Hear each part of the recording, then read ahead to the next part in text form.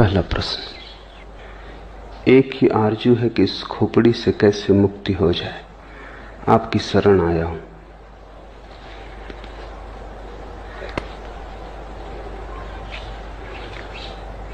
खोपड़ी से मुक्त होने का ख्याल भी खोपड़ी का ही है।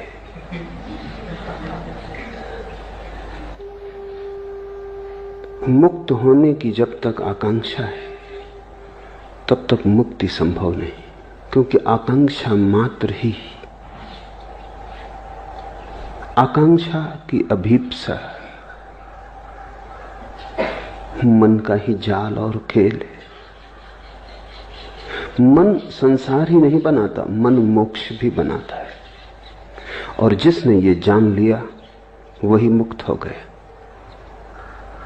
साधारणतः ऐसा लगता है मन ने बनाया है संसार, तो हम मन से मुक्त हो जाएं तो मुक्त हो जाएंगे। वही भूल हो गई, वही मन ने फिर धोखा दिया, फिर मन ने चाल चली, फिर मन ने जाल फेंका, फिर तुम उलझे, फिर नया संसार बना। मोक्ष भी संसार बन जाता है। संसार का अर्थ क्या है? जो उलझा ले। संसार का अर्थ क्या है? जो अपेक्षा बन जाए, वासना बन जाए। संसार का अर्थ क्या है? जो तुम्हारा भविष्य बन जाए। जिसके सहारे और जिसके आश्रय और जिसकी आशा में तुम जीने लगो, वही संसार है। दुकान पर बैठे हो, इससे संसार में हो। मंदिर में बैठ जाओगे, संसार के बाहर हो जाओगे। इतनी सस्ती बातों में मत पड़ जाना। काश इतना आसान होता है, तब तो कुछ उलझन न थी। दुकान में संसार नहीं है और न मंदिर में संसार से मुक्ति है। अपेक्षा में, आकांक्षा में, आशा में संसार है, सपने में संसार है। तो तुम मोक्ष का सपना देखो तो भी संसार में हो। संसार के बाहर वही है जो अभी और यही है। लेकिन इसका तो अर्थ यह हुआ कि मोक्ष की आकांक्षा भी छोड़ देनी पड़ेगी, अन्यथा मोक्ष के बहाने भी, मोक्ष की वासना से भी तुम नए नए संसार बनाते चले जाओगे। समझना काफी है, छूटना नहीं है। छूटना किससे? किसी ने बांधा होता तो छूटते, किसी ने बांधा भी नहीं। बंधन कहां है? बंधन से छूटने की जल्दी मत करो, क्योंकि यह भी हो सकता है बंधन हो ही ना, तब तुम छूटने की कोशिश से बंध जाओगे। और अगर बंधन नहीं है तो छूटोगे कैसे? बंधन से छूटने की कोशिश मत करो, बंधन को जानने की कोशिश करो कि बंधन कहां है। पूछो, जिज्ञासा करो, वासना मत करो। विपरीत की वासना भी वासना है। तुम कुएं से बचते हो, खाई में गिर जाते हो। इससे क्या फर्क पड़ेगा कि तुमने गिरने का ढंग बदल लिया? तुम बाएं गिरे कि दाएं गिरे, इससे क्या भेद पड़ता है? जिज्ञासा करो कि बंधन कहां है, बंधन क्या है। बंधन को भर आंख देखो। इसी को बुद्ध ध्यान कहते हैं, अप्रमाद कहते हैं कि बंधन को भरी आंख से देखो। तुम्हारे देखने देखने में तुम पाओगे बंधन पिघला, बंधन गया, क्योंकि बंधन तुम्हारी मूर्छा है। अगर तुम जाग के देखोगे कैसे टिकेगा? बंधन वस्तुतः होता तो मुक्ति का कोई उपाय न था। बंधन केवल ख्याल है, बात में से बात निकल आई है, कहीं कुछ है नहीं। एक युवक भिक्षु नागार्जुन के पास आया और उसने कहा कि मुझे मुक्त होना है। और उसने कहा कि जीवन लगा देने की मेरी तैयारी है, मैं मरने को तैयार हूं, लेकिन मुक्ति मुझे चाहिए। कोई भी कीमत हो चुकाने को राजी हूं। अपनी तरफ से तो वो बड़ी समझदारी की बातें कह रहा था। चिन्मय ने भी यही पूछा है आगे प्रश्न में, सरफरोशी की तमन्ना अब हमारे दिल में है, देखना है जोर कितना बाजुए कातिल में है। उसने भी यही कहा होगा। नागार्जुन को कि मरने की तैयारी है, अब तुम्हारे हाथ में सब बात है। मुझसे न कह सकोगे कि मैंने कुछ कमी की प्रयास में, मैं सब करने को तैयार हूं। अपनी तरफ से वो ईमानदार था, उसकी ईमानदारी पे शक भी क्या करे। मरने को तैयार था, और क्या आदमी से मांग सकते हो। लेकिन ईमानदारी कितनी ही हो भ्रांत थी। नागार्जुन ने कहा ठहर, एक छोटा सा प्रयोग कर, फिर अभी इतनी जल्दी नहीं मरने मारने की, ये भाषा ही ना समझेगी, यहां मरना मारना कैसा। तो एक 3 दिन छोटा सा प्रयोग कर, फिर देखेंगे। और उससे कहा कि तू चला जा सामने की गुफा में, अंदर बैठ जा और एक ही बात पर चित्त को एकाग्र कर कि तू एक भैंस हो गया। भैंस सामने खड़ी थी, इसलिए नागार्जुन को ख्याल आ गया कि तू एक भैंस हो गया, सामने भैंस खड़ी है। उस युवक ने कहा जरा चिंतित होकर कि इससे मुक्ति का क्या संबंध। नागार्जुन ने कहा वो हम 3 दिन बाद सोचेंगे, बस तू 3 दिन बिना खाए पिए बिना सोए एक ही बात सोचता रहे कि तू भैंस हो गया है। 3 दिन बाद मैं हाजिर हो जाऊंगा तेरे। अगर तू इसमें सफल हो गया तो मुक्ति बिल्कुल आसान है, फिर मरने की कोई जरूरत नहीं। उस युवक ने सब दांव पे लगा दिया। वो 3 दिन न भोजन किया न सोया। 3 दिन अहिर्निश उसने एक ही बात सोची कि मैं भैंस हूं।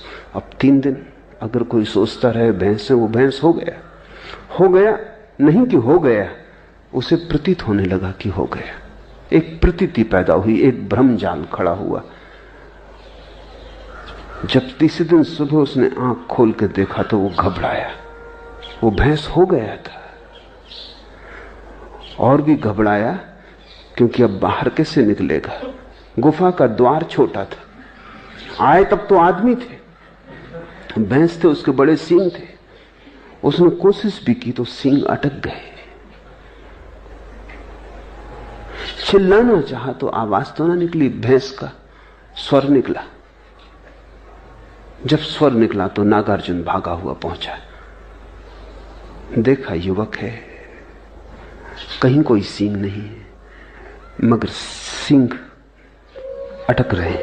कहीं कोई सींग नहीं है, वो आदमी जैसा आया था वैसे ही है। लेकिन 3 दिन का आत्मसम्मोहन, 3 दिन का सतत सुझाव, 3 बार भी सुझाव तो परिणाम हो जाते हैं। 3 दिन में तो करोड़ों बार उसने सुझाव दिए होंगे। फिर बिना खाए बिना सोए। जब तुम 3 दिन तक नहीं सोते तो तुम्हारी सपना देखने की शक्ति इकट्ठी हो जाती। 3 दिन तक सपना नहीं देखा, जैसे भूख इकट्ठी होती है 3 दिन तक खाना ना खाने से, ऐसा 3 दिन तक सपना ना देखने से सपना देखने की शक्ति इकट्ठी हो जाती। 3 दिन की सपना देखने की शक्ति, 3 दिन की भूख में भी जितना शरीर कमजोर हो जाता उतना मन मजबूत हो जाता है। भूख से शरीर तो कमजोर होता है, मन मजबूत होता है। इसलिए तो बहुत से धर्म उपवास करने लगे और बहुत से धर्मों ने रात्रि जागरण किया। अगर रात भर जागते रहो तो परमात्मा जल्दी दिखाई पड़ता है, सपना इकट्ठा हो जाता है। अभी इस पर तो वैज्ञानिक शोध भी हुई है और वैज्ञानिक भी इस बात पर राजी हो गए हैं कि अगर तुम बहुत दिन तक सपना न देखो तो हेलुसिनेशंस पैदा होने लगते, फिर तुम जागते में सपना देखने लगोगे, आंख खुली रहेगी और सपना देखोगे। सपना एक जरूरत है, सपना तुम्हारे मन का निकास है, रेचन है। 3 दिन तक जागता रहा, सपने की शक्ति इकट्ठी हो गई। 3 दिन भूखा रहा, शरीर कमजोर हो गया। ये तुमने कभी ख्याल किया, बुखार में जब शरीर कमजोर हो जाए तो तुम ऐसी कल्पनाएं देखने लगते हो जो तुम स्वस्थ हालत में कभी ना देखोगे। खाट उड़ी जा रही, तुम जानते हो कि कहीं उड़ी नहीं जा रही, अपनी खाट पे लेटे हो, मगर शक होने लगता है क्या गया है तुम्हें। शरीर कमजोर है। जब शरीर स्वस्थ होता है तो मन पर नियंत्रण रखता है, जब शरीर कमजोर हो जाता है तो मन बिल्कुल मुक्त हो जाता है। और मन तो सपना देखने की शक्ति का ही नाम है। बीमारी में लोगों को भूत प्रेत दिखाई पड़ने लगते हैं, स्त्रियों को ज्यादा दिखाई पड़ते हैं पुरुषों की बजाय, बच्चों को ज्यादा दिखाई पड़ते हैं प्रौढ़ों की बजाय। जहां जहां मन कोमल है और शरीर से ज्यादा मजबूत है, वहीं वहीं सपना आसान हो जाता है।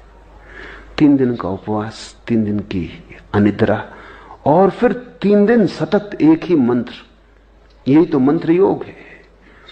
तुम बैठे अगर राम राम राम राम कहते रहो कई दिनों तक, पागल हो ही जाओगे। एक सीमा है झेलने की। वो 3 दिन तक कहता रहा मैं भैंस हूं, मैं भैंस हूं, मैं भैंस हूं। हो गया, मंत्र शक्ति काम कर गई। लोग मुझसे पूछते मंत्र शक्ति, उनको मैं ये कहानी कह देता हूं, ये मंत्र शक्ति है।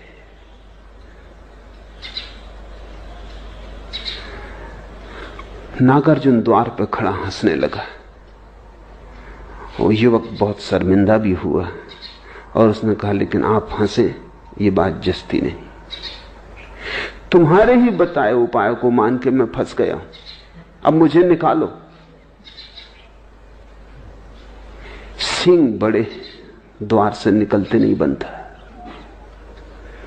और मैं भूखा भी हूं, नींद भी सता रही है। नागार्जुन उसके पास गया, उसे जोर से हिलाया तो थोड़ा वो तंद्रा से जागा तो उसने देखा सींग भी नदारत है, भैंस भी कहीं नहीं। वो भी हंसने लगा। नागार्जुन ने कहा बस यही मुक्ति का सूत्र है। संसार तेरा बनाया हुआ है, कल्पित है। संसार को छोड़ना नहीं है, जाग के देखना है। इसलिए जिन्होंने तुमसे कहा कि संसार छोड़ो, उन्होंने तुम्हें मोक्ष में उलझा दिया। मैं तुम्हें संसार छोड़ने को इसलिए नहीं कह रहा हूं। छोड़ने की बात ही भ्रांत है। जो है ही नहीं उसे छोड़ोगे कैसे? छोड़ोगे तो भूल में पड़ोगे। जो नहीं है उसे देख लेना, जान लेना कि वो नहीं है, मुक्त हो जाना है। इसलिए बुद्ध ने कहा असत्य को असत्य की तरह देख लेना मोक्ष है, असार को असार की तरह देख लेना मोक्ष है। सारा राज देख लेने में। ये तो पूछो ही मत कि खोपड़ी से कैसे मुक्ति हो जाए। ये कौन है जो पूछ रहा है? ये खोपड़ी ही है जो पूछ रही है। अगर इस खोपड़ी की बात मान के चले तो इससे तुम कभी मुक्त ना हो पाओगे। जाग के देखो कौन पूछता है,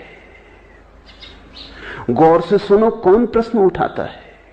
ये कौन है जो मुक्त होना चाहता है? क्यों मुक्त होना चाहता है? बंधन कहां है?